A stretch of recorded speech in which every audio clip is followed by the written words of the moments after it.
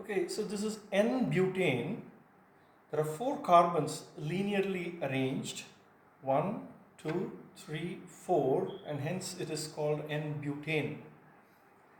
All the 4 carbons are tetrahedral, sp3 hybridized. Now concentrate on the second and the third carbon for us to understand between the alkane, alkene and alkyne.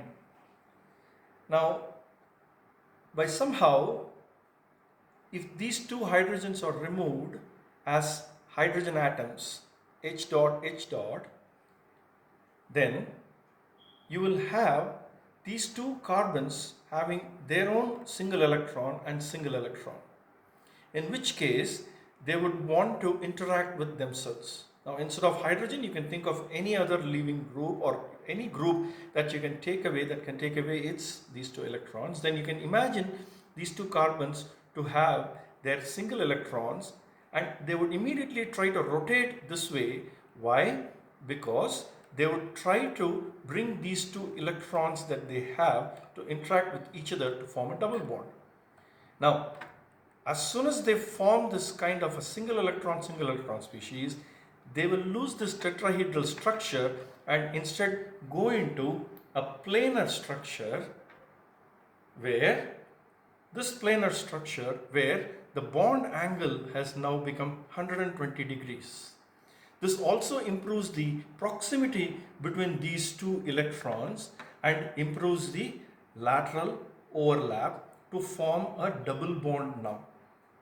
So you can see this flattening of this carbon from a tetrahedral to a planar sp2, from sp3 tetrahedral to sp2 planar structure, not only improves this bond angle, increases it, but also brings these single electrons closer to each other for lateral overlap. So this is how we get a double bond.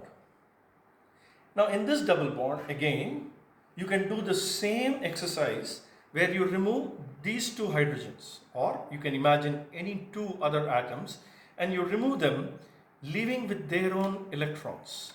If they do so, then these carbons will have their own single electron on each of these carbons.